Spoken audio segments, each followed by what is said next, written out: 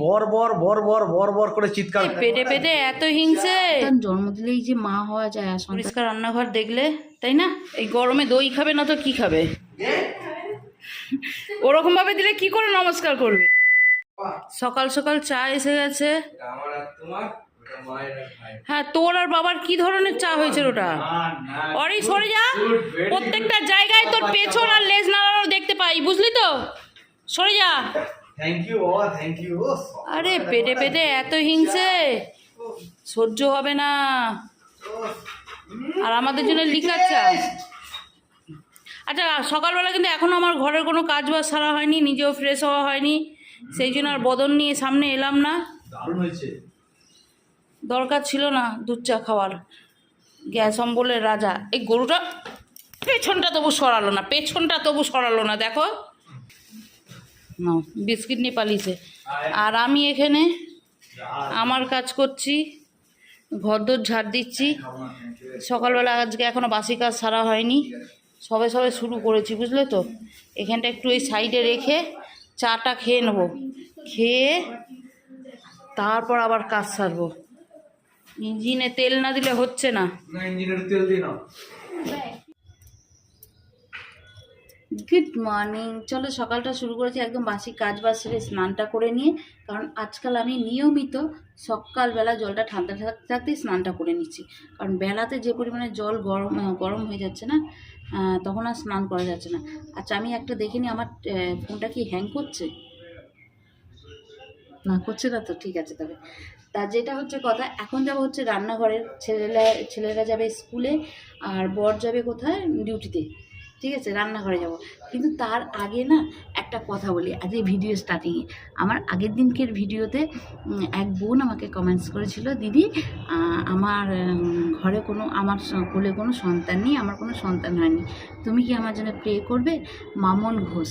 তা মামুন, আমি তোমাকে বলবো, তুমি মনে আমার থেকে বয়সে ছোট, তা যাই হোক, আমি তোমাকে বলবো যে আমার প্রে করাতে যদি তোমার কোলে ছোটো সন্তান হয় তবে আমি অবশ্যই প্রে করব, কিন্তু তুমি কিন্তু আমাকে খুব বড় একটা দায়িত্ব দিলে বা খুব বড় একটা আশা করলে আমার থেকে, খুব ভালো লাগলো আমার সেই জন্য। আর দ্বিতীয় কথা হচ্ছে, আজকের প্রেটা আমি অবশ্যই করব, আর আমি রেগুলার প্রে করব, তুমি জানিও তো। ঠিক আছে, আমাকে সুখবরও খুব তাড়াতাড়ি দিও। আর দ্বিতীয় কথা হচ্ছে, এই জন্য না প্রচুর ট্রিটমেন্ট আছে, প্রচুর চিকিৎসা আছে, অবশ্যই একবার সেই সবেরও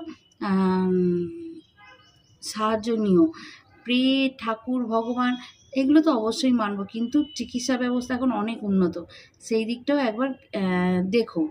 আর তৃতীয় আর একটা কথা, খারাপ মনে করো না, খারাপ ভাবেও ভেবো না। সন্তান জন্ম দিলেই যে মা হওয়া যায় আর সন্তান জন্ম না দিলে মা হওয়া যায় না, এটা কিন্তু সম্পূর্ণ ভুল ধারণা। তবে কিন্তু কৃষ্ণের মা যশোদা হতেন না। আর আমার নিজের চোখে দেখা আছে একজনের একের অধিক সন্তান, কিন্তু তারা কিন্তু প্রত্যেকটা সন্তানকে সমানভাবে মা হয়ে উঠতে পারেনি। সেই জন্য কি বলি, কি মন ছোট না করে আশার বুক বেঁধে সামনের দিকে এগিয়ে চলো, ঠিক আছে? আর অবশ্যই আমি আজকে প্রে করব। চলো এবার আমি আমার দিনটা শুরু করি। আগে যাব, নিজে ফ্রেশ হব, হয়ে নিই সোজা রান্নাঘরে। আর ওই যে প্রত্যেক দিন বর যাবে ডিউটিতে আর ছেলেরা যাবে স্কুলে, ঠিক? কোনোটাতে বেশি নেই, দুটোতেই সমান আছে। আমি টুকেছি, তাই এটা আমি নেবো। আমি টুকেছি এটা থেকে। দেখো অবস্থা। এনে বাবান, সস নিবি? এই তুই সস নিবি? চাউয়ের সাথে সস ভালো লাগে না। চ নিচে চ, ভাত হয়ে গেছে। আজ উচ্ছে আলু ভাজা দিয়ে ভাত, আর সঙ্গে একটু দই। দাও হয়তো চাউটা ভালো আছে? চ চ চ চ চ, রাখ। এই গরমে দই খাবে না তো কি খাবে? আচ্ছা, এইটাই হচ্ছে আজকে আমাদের খাবার প্লেট, আর কিচ্ছু করবো না দুপুরে, শুনছো? বাহ বাহ ছেলেপুলে, বাহ, খেলার ছিঁড়ি দেখো। এই জামা কাপড়, আর আমি এখানে এতগুলো জামা কাপড় জমিয়েছি, এগুলো সব ভাঁজ করতে হবে। কি রে, তোকে খাইয়ে দাইয়ে করে দিলাম কি এই করতে, গায়ে জোর করতে? এই বাহ, কি হচ্ছে রে টিটু? টিটু, ইয়ার কিতে হোক যাতেই হোক দাদাকে নমস্কার কর। বিটু মাথা তোল। ওরকম ভাবে দিলে কি করে নমস্কার করবে? আমাদের পাগল এইখানে জানলা দিয়ে ওই যে দাদারা দাঁড়িয়ে রয়েছে, দাদাদেরকে দেখছে, দাদারা গাড়ির জন্য দাঁড়িয়ে রয়েছে, সেই গাড়ির জন্য দেখছে আর ডাকছে। আসবে না দাদা, ইকুল যাচ্ছে, ডাকিস না। আবার দেখেছো কেমন ডাকছে?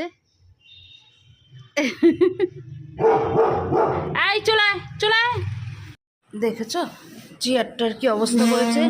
কেন করেছে বলো তো? এই দেখো, আগের দিন যে নাইটিগুলো এনেছিলাম ওখান থেকে দুটো নাইটি বস সেলাই ধরিয়ে দিয়েছে। একটা তো আমি পরে আছি, একটা এইটা, এই দুটোতে সেলাই ধরিয়ে দিয়েছে।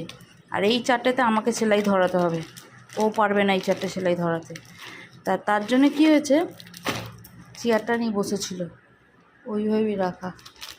দেখি এটাতে বেলা করে সেলাই ধরাবো বসে বসে। এই এই ওসব বাদ দে, চল ওপরে যা, জামা প্যান্ট ছাড়। আর এ খাবি, ওর নাম কি, দইয়ের ঘোল? কি সেটা আবার কি জিনিস?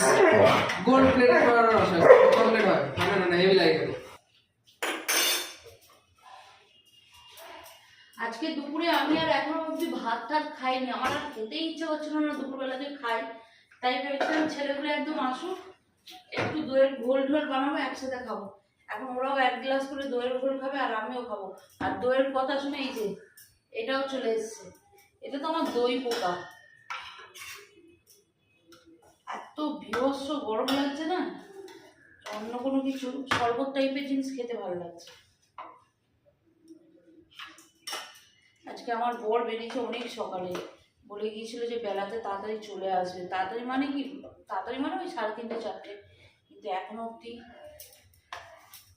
এলো না।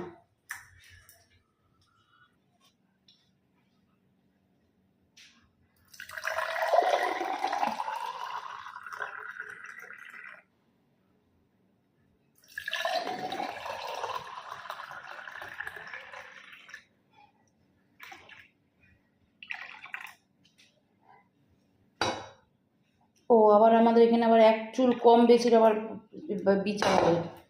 এই নে, ছেলেদের এখানে পড়তে বসেছি আর আমি সন্ধ্যাবেলা একটু চুল টুল আসলে জামা কাপড়টা ছেড়ে আসি। আর বর এসে গেছে, বরকে খুঁজে পাচ্ছি না, খুঁজে আসি। কি গো, চা খাবে? হ্যাঁ গো, লোকটা আওয়াজ দেয় না মোটে। কি গো, চা খাবে? হ্যাঁ, ঢুকলাম কি বর বর বর বর বর বর করে চিৎকার করা শুরু করে দিলে। তোমার চাটা হয়েছে কোথায়? এটা কি বাড়ছি দেখছো না? এই দাঁড়াও দাঁড়াও দাঁড়াও দাঁড়াও দাঁড়াও, তুমি কপালটা কি এঁকেছো? এই চা চা কালকে নিয়ে এলাম না, কালকে না পরশু দিনকে নিয়ে এলাম না, এতে গিয়ে বেহালায় গিয়ে চাপ তারা ভালো লাগছে। হ্যাঁ, তা সারা কপাল ভর্তি করে দাও, তারা তারা তারা তারা তারা তারা তারা। যখনই দেখবো মনে হচ্ছে আকাশ দেখছি, না যখনই দেখাবো মনে হচ্ছে আকাশ দেখছি। তুমি আনটা চা খাও, বিস্কুট এনেছো? আমি কিছু আনিনি, আমি সোজা ট্যাং ট্যাং করতে করতে নিচে নেমে চলে এসেছি। তোমার কপাল ভালো, আমি এখনো তোমাকে বড় বড় বড় বড় করে ডেকে বেড়াই, ঠিক আছে? তুমি ডেকো না গো, সত্যি বলছি তুমি ডেকো না। তুমি ডাকবে মানেই নয় আটা মাখাবে, নয় নয় আলু মাখাবে, নয় সবজি কোচাবে। এত ভয় পাও তুমি আমাকে? ভয় পাই না, আতঙ্কে থাকি। এই আতঙ্কটা রাখবে, জীবনে উন্নতি হবে। বজায় রাখতে বলছো? আচ্ছা, চা খেয়ে নিয়ে আমরা রাত্রের প্রিপারেশানে লেগে পড়েছি। আচ্ছা, এই যে প্রিপারেশানে মাংসটা ম্যারিনেট করা, এটা দুপুরেই করে রেখেছিলাম। এর মধ্যে আদা, রসুন, হলুদ, একটু কাশ্মীরি লঙ্কা গুঁড়ো, গরম মশলা গুঁড়ো আর কাবাব মশলা দেওয়া রয়েছে, ঠিক আছে? আজকে আর মাংসটা কষাকষি করে খাবো না, কাবাব করে খাবো। তা বলে কাবাবটা কিন্তু একদম সেই পুড়িয়ে খাবো না, প্যান ফ্রাই কাবাব করবো। সেই জন্য ফ্রাইং প্যানে হালকা করে তেল দিয়ে এপিট ওপিট করে উল্টে পাল্টে ভালো করে করে নেবো। ডিপ ফ্রাই না, কিন্তু স্যালো ফ্রাই টাইপের। আর তাছাড়া কী বলো তো, এই গ্যাসে যদি একবার পুড়িয়ে করি না, এমন একটা দাগ হবে, সেই দাগটা আর তোলা যায় না। তা যাই হোক, আর এই বাটিটার মধ্যে যে দারচিনির টুকরোটা দিলে, যেহেতু আমার কাছে চারকোল ছিল না, সেই জন্য আমি দারচিনিটাকে পুড়িয়ে ওই বাটিটার মধ্যে দিয়ে একটু ঘি দিয়ে ঢেকে দিয়েছিলাম, যাতে স্মোকি ফ্লেভারটা চলে আসে। আর এই কাবাবগুলো প্যানেতে দিয়ে ভাজার জন্য দিয়ে দেওয়ার পর না, আমি করব কি, এই যে মশলাটা বেঁচে থাকবে তার মধ্যে ক্যাপসিকাম আর পেঁয়াজ ভালো করে মাখিয়ে নিয়ে একটু টস করে নেবো। তাতে কি হয়, রুটিটা খেতে খুব সুবিধা হয়। আর এই গরমে না ওই কষা টষা না খেয়ে এরকম কাবাব খেতে বেশ ভালো লাগে। ভাবে লেবু কেন দিচ্ছ? তো হবে লেবু বাটার না দিলে তো ভালো লাগবে নাকি? বাটার মানে লেবু। হ্যাঁ লেবু দেয় তো, লেবু চাট মশলা আর এখানে কি দিয়েছি, লেবু চাট মশলা বিট নুন দিয়ে মানে লেবু। বাড়িতে দিলাম। বেল দিয়েছে কি আমার কাছে হ্যাঁ, ডাকতে চলে গেল তোমাকে যে চলো চলো রান্না হয়ে গেছে। ও একটা রুটি খেয়ে নিয়েছে। আর এখানে হচ্ছে যে ভাত খাবে মশলা, না? হ্যাঁ ভাত খাবে, যে মশলাটুকু বেঁচেছিল তার মধ্যে পেঁয়াজ আর ক্যাপসিকাম দিয়ে টস করে নিচ্ছি, কারণ রুটিটা খাওয়ারও তো জিনিসপত্র দরকার। আর এই আমার নাঙ্গা পুঙ্গা বর গায়ে একটা তবু কিছু দেবে না, কিছু করার নেই, গরমের এত হিট না, কিছু করার নেই। গায়ে কিছু রাখাই যাচ্ছে না। হ্যাঁ হ্যাঁ হ্যাঁ হ্যাঁ, ওটা শুধু তোমার ক্ষেত্রেই প্রযোজ্য। এটা হালকা একটু টস করবো, জাস্ট একটু টস। এখানে বসবি তো না ওপরে। উপরে ঢাকা দিয়ে করতে হবে। খাওয়া শুরু করলাম না? তারা বাড়তে দে, খাওয়া শুরু করলাম তোর হয় না। এই হচ্ছে আজকে আমাদের প্লেট। একটু ফোকাস করে দেখাও বাবার। ও ব্যাপারটা জমে গেছে একদম। দাদা আমি ওইখানে বাড়ি, তোর থাকেও তো থালা আছে, তুই তো ওখানেও ফোকাস করতে পারতিস। তুই এখানে নিয়ে এসে আমার থালাই বাড়িতে আমাকে ফোকাস করছে। ভালো করেছো, কিন্তু 3টে রুটি টানতে পারবো না মনে হচ্ছে। পাতলা পাতলা রুটি করেছি, দুটো রুটি যত চাই শুরু করে দিলাম। হ্যাঁ শুরু করো। সমাধি ও ভগবান, এই আমাদের বাড়িতে না খাবার যদি প্লেটে চলে আসে আর কেউ অপেক্ষা করবে না। সে তুমি 1 ফোঁটা দাও কি 2 ফোঁটা দাও, কেউ অপেক্ষা করবে না। কেমন হচ্ছে বলো? কেমন হচ্ছে না? যারটা বেশি হবে আমায় বলবে। আরও কিছু বেশি হবে না। সত্যি কথা বলছি, রেগুলারের মাংস এই রসি কষি খাওয়া থেকে না মাঝে মাঝে এরকম বেশ শুকনো শাক না খেতে ভালো লাগে। নিবি নাকি মশলা পাহাড়? খাওয়া দাওয়া করে যে একদম সোজা বিছনায় চলে যাব সেটা আমার আর কোনোদিনই কপালে হয় না। আমার কেন, আমার মনে হয় না যে কোনো ঘরের বউয়েরই হয়। তা যাই হোক, কারণ হচ্ছে ওই যে বর বাচ্চা সকালবেলা বেরোবে, আর তার মধ্যে সকালবেলা ঘুম থেকে উঠে যদি একদম পরিষ্কার ঝকঝকে একটা রান্নাঘর পাওয়া যায় না, তবে মুডটা খুব ফ্রেশ হয়ে যায়, যে দিনটা শুরু খুব ভালো হয়। তা যাই হোক, এই স্প্রে বোতলটার মধ্যে ভিনিগার আর একটুখানি লিকুইড সাবান দিয়ে বানিয়ে রেখেছিলাম একটা স্প্রে, কিন্তু যখন স্প্রে করলাম স্প্রে আর বেরোলো না। আচ্ছা তোমরা আমাকে বলো তো, এই যে স্প্রের নবগুলো 2 দিন ছাড়াই না খারাপ হয়ে যায়। আমার যে বছরে কটা লাগে, হ্যাঁ একটা নব 1 মাস আরামসে কাটে, কিন্তু তার বেশি কাটে না। কি জানি জল বেরোতেই চায় না। এটা কি ঠিক করার কোনো উপায় আছে? আমি যেখান থেকে আনি ওদেরকে জিজ্ঞেস করেছিলাম যে আমার কাছে এরকম অনেক নব পড়ে রয়েছে, ঠিক করা যাবে? ওরা বললো না, কিনতে হবে। তা ওরা তো ওদের ব্যবসার জন্য বলবেই কিনতে হবে। তা যাই হোক, এরকম নব আমার কাছে অনেকগুলো আছে, কিন্তু কি জানি কেন স্প্রে হয় না। একদম রান্নাঘরটা পরিষ্কার করে বাসি বাসনগুলো মেজে ধুয়ে রেখে দেবো। এই সিঙ্ক যখন চকচকে পরিষ্কার করবে, বাসি বাসন টাসন মাজা থাকবে, রান্নাঘরে এসে মুডটা এত ভালো থাকে না, তখন মনে হয় যে হ্যাঁ না কিছু করি। সেটা আলু সেদ্ধ ভাত হোক কি মাংস ভাতই হোক না কেন, মুডটা খুব ভালো হয়ে যায়। আর আমি একদম পছন্দ করি না পরের দিন বাসি বাসন কাসন রেখে দিয়ে কাজ শুরু করতে। এটা হয়তো আগাগোড়া ছিল না, কিন্তু হ্যাঁ আগাগোড়া শাশুড়িকে দেখতাম বাসি বাসনগুলো একটা গামলায় করে সরিয়ে রাখতো। তখন তো কলের ব্যবস্থা ছিল না, আমাদের তোলা জলের কাজ হতো। আর এখন যেহেতু কলের জলের ব্যবস্থা আছে, সেই জন্য সঙ্গে সঙ্গেই করে নেওয়ার চেষ্টা করি। আর রান্নাঘরটা পরিষ্কার থাকলে না সকালবেলা খুব সুবিধা হয়। তা চলো, এরপরে কাল সকালের জন্য একটু জোগাড় করে রাখবো, হালকা ফুলকা করে নিয়ে একদম শুতে যাব। একটু মটর ভিজিয়ে রাখলাম, কাল সকালবেলা হবে ঘুগনি, ছেলেদের টিফিন নিয়ে যাবে। আর এই যে আটা মাখা থেকে একটু আটা মাখা রেখে দিয়েছি, এটা হবে কালকে রুটি টিফিনের। রান্নাঘর এরকমভাবে পরিষ্কার করে রেখে দিচ্ছি, একদম সকালবেলা এলেই মুড একদম চাঙ্গা হয়ে যাবে এরকম পরিষ্কার রান্নাঘর দেখলে, তাই না? গামলাগুলো ওইখানেই, এই গামলাগুলো বলছি, বাসনগুলো ওইখানেই রইলো। ওই বাসনগুলো কিন্তু এখনও গোছাবো না, কাল সকালবেলা এসেও গোছাবো না, ওরকমভাবেই থাকবে। ওই বাসনগুলো গোছানো হবে হচ্ছে কালকে ছেলেরা বর ডিউটি বেরিয়ে গেলে তারপর, কারণ অত তাড়াহুড়ো নেই বাসনগুলো গোছাবার। গামলাতে রয়েছে ঠিক আছে, বেলাতে সব মিটে গেলে তারপর গোছাই। আমাকে তোমরা অনেকেই, দাঁড়াও এই লাইটটা অফ করি, বাইরে এসে বেরোতে হবে।